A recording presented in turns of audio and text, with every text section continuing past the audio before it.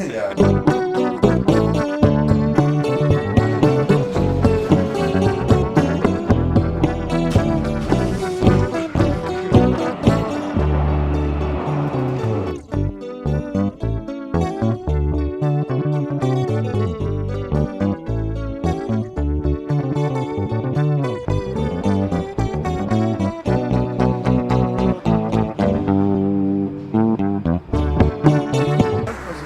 va tenter de faire du stop ici. A priori, on est sur la bonne route. Donc là-bas, on irait vers la mer. Du coup, on va essayer de voir s'il y a quelqu'un qui peut s'arrêter.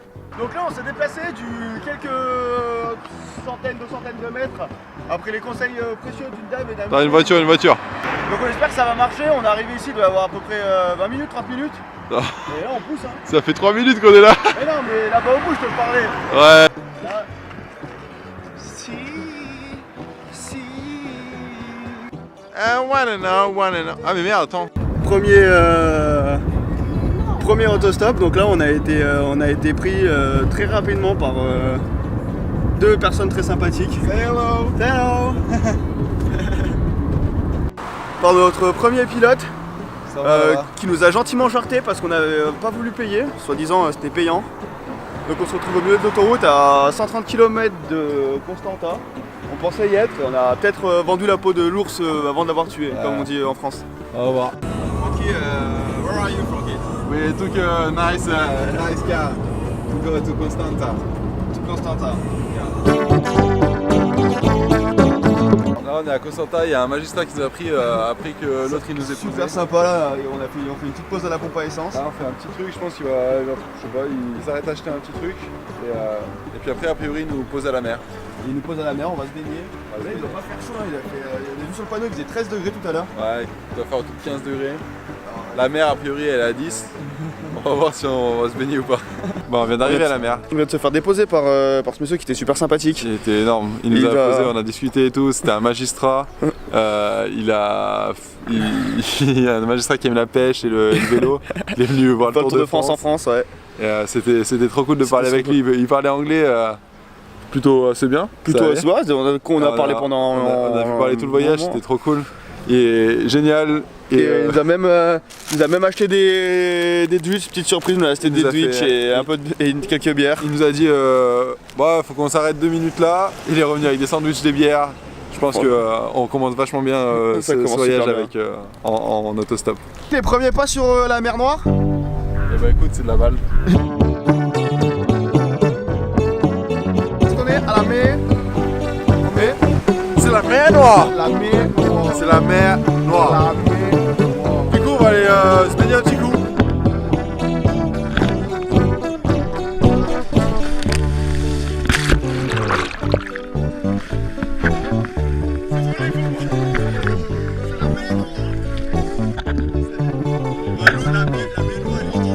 Après une petite baignade dans la mer Noire, Très fraîche. très fraîche, ma foi fort fraîche, C'est bien pour la circulation. fort fraîche, nous allons prendre le chemin du départ Ouais. vers On va prendre la route vers le sud et on va essayer d'aller jusqu'à Varna. Varna en Bulgarie. En Bulgarie, au moins essayer de passer la frontière et il y a moyen que ce soit en dormant en tente. Et ouais, mais j'espère pas quand même. Hein. Ça marche ou pas là? Ça va. Pas des masses quand même, j'ai l'impression. Hein. Je pense que ça va marcher avec le bus. Avec le... avec le bus, ça a bien marché. Donc là, on vient de prendre une voiture Grand Luce. Hein. Ah ouais, putain, c'est une belle caisse là. C'était une belle caisse. Ils nous ont descendu sur 20 bornes à peu près, un truc comme ça. Ouais, et là, on doit plus être très loin de la Bulgarie, on doit être à 15 km à à peu 15 près. bornes de la frontière, on va essayer de continuer, voir si on peut arriver jusqu'à Varna, mais ça paraît Ça paraît un peu optimiste à cette heure-là de l'après-midi. Et on va essayer d'aller le plus au sud possible et trouver un endroit où dormir.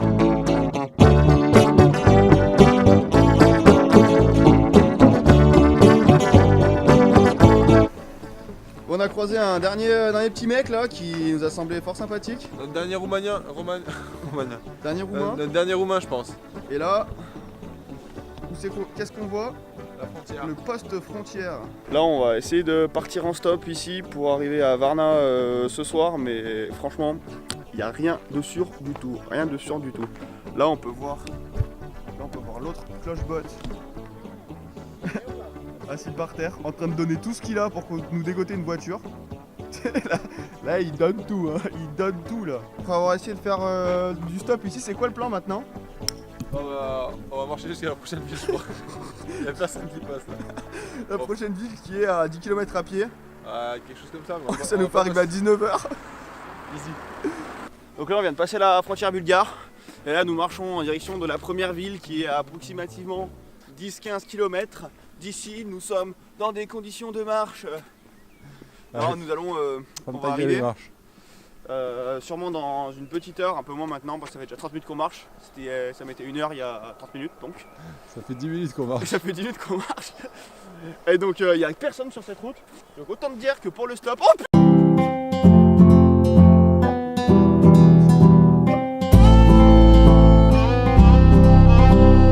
on a quand même marché 2 bonnes petites heures hein. Jusqu'à Durand-Culac.